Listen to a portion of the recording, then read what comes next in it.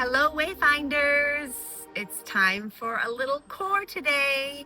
Welcome to Flip and Flow Living. I'm Jennifer Furtman, and you're joining me on my yoga teacher training, where we're going through postures to look for subtle shifts that make greater expansion. I've been doing yoga for quite some time, but I am still learning little things that will deepen my yoga poses, but not only deepen them, kind of teach me about how to I'm learning certain patterns that I've had that cause aches and pains as we get older.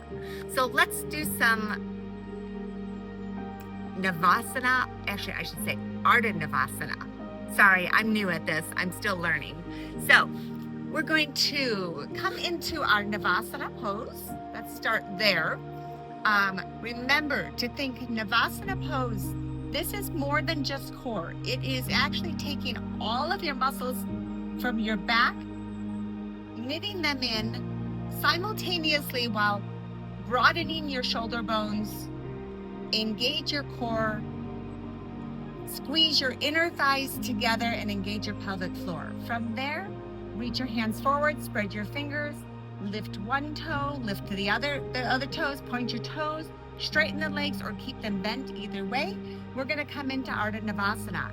We're going to do this by starting to posteriorly tilt. Give our pelvis a little bit of a forward fold towards the front so that our back curves, so that we can come down in a gentle pose while protecting our back. So now when we're in Ardha Navasana, we want to think about protracting our shoulders down towards the floor, collarbones long. Keep your neck either face looking forward, or if your neck allows, you may look up to deepen the pose. Whew.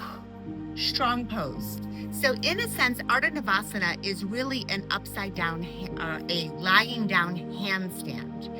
It is full body engagement. I want you to think about from your toes, coming out your fingers, shoulders strong, core engaged, pelvis floor engaged, sucking up and in all the way through this tightness. You will literally feel every part of you engaged. If that is comfortable with you, you can actually even extend your hands forward, tilt your fingers back, and picture yourself in a beautiful handstand with your toes reaching to the sky, pushing away the floor, keeping that stomach knitted in, and then go ahead and come up and out of it. That is your Ardha Navasana. If you want to join me after this, I'm going to actually teach my first actual class, a very short core pose related to Ardha Navasana. Thank you again for joining Flip and Flow Living. I hope you like it. Please subscribe. I'm just learning, but let's try to find subtle shifts that make greater expansion. Bye for now.